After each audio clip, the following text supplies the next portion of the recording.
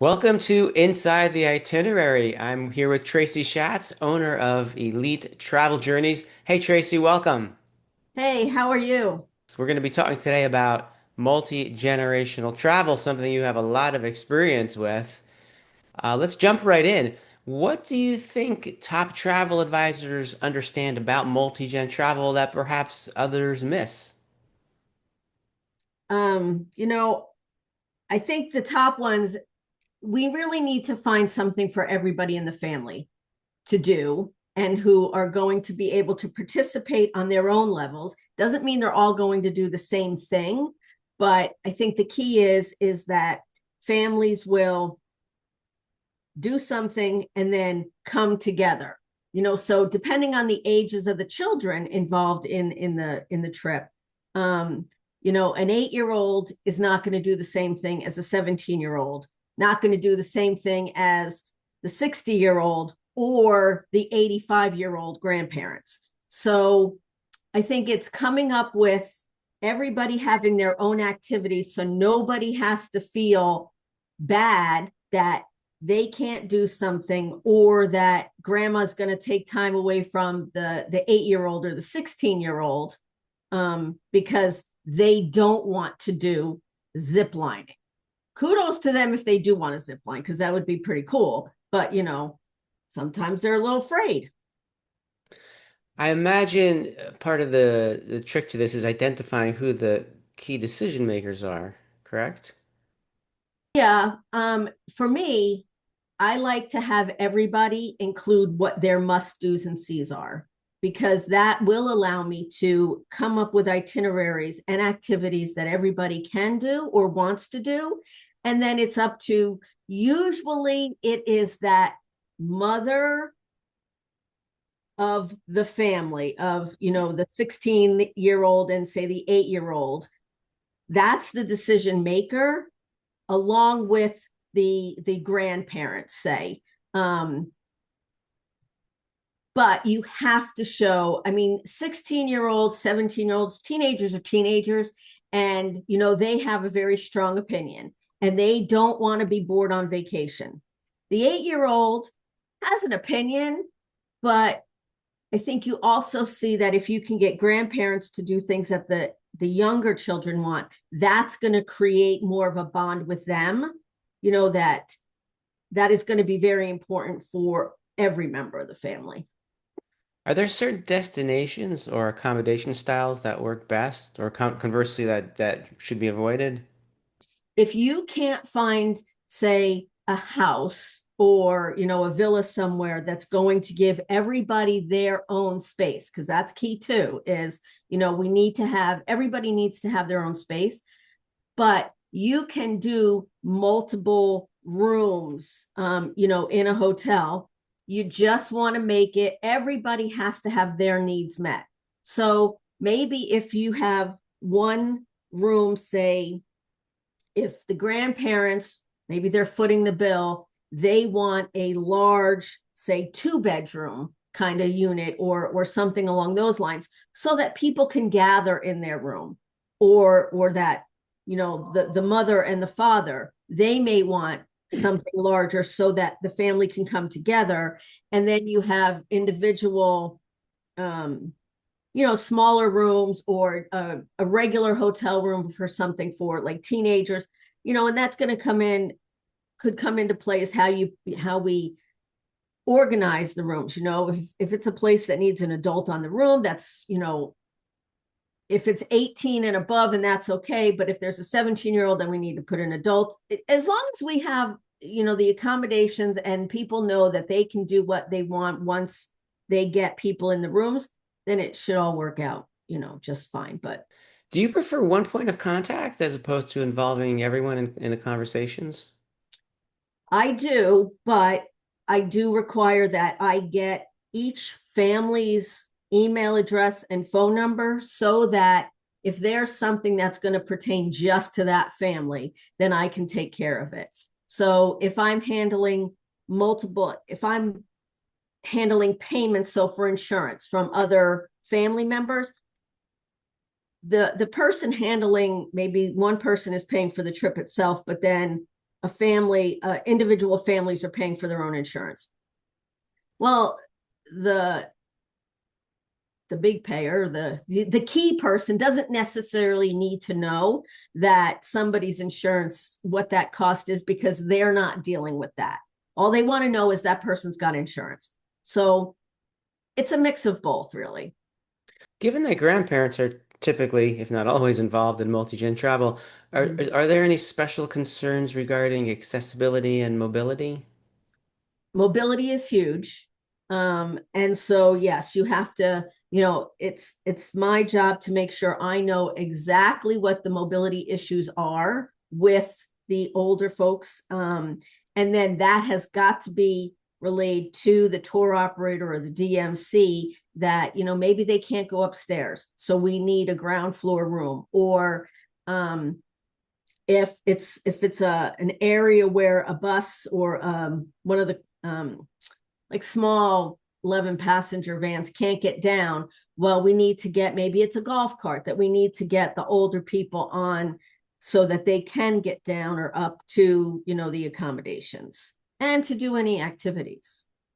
Let's say a travel advisor wants to try and focus on this. What can they do to put themselves in that space? Well, I think they need to make sure their website really talks about, multi-generational travel. Why them? Do they have a large family such as myself, or are they interested in genealogy?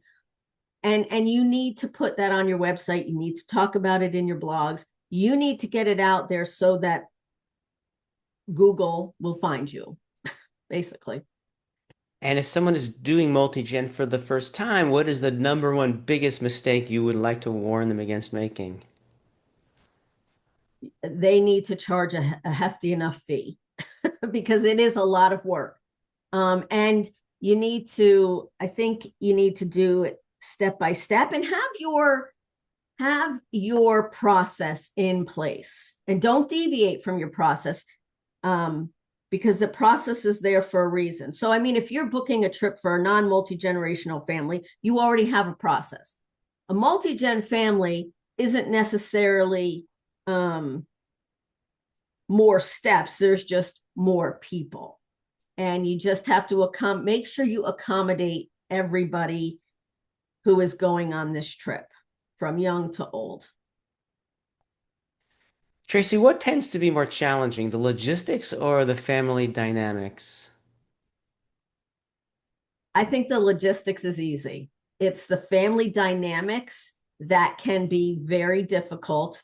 And that is a conversation that advisors need to have with that key person, the one who is taking the lead, and your contact. Because here's an example. I had no idea why I have this multi-gen, this family of 19 who are going.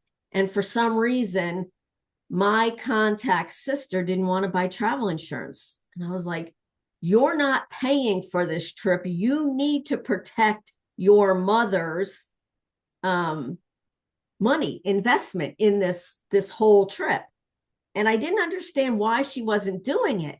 And finally, I talked with my contact, and he said, oh, well, she's a little cheap. And so she didn't want to pay for the insurance herself.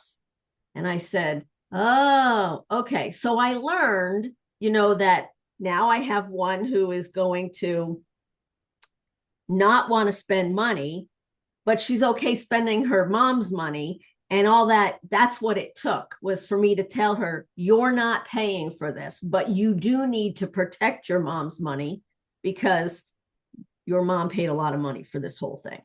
And so, yeah, the dynamics are there. Or, um, who can't have who, which two boys we can't have in the same room. They're cousins, but they may not see each other, or they may not like each other so much. And so, yeah, that's the family dynamics is definitely a thing to think Yeah. about. And that also leads to my next question, which is How do you approach conversations about money when one generation is paying for everything? And how do you talk about who's paying for what expenses?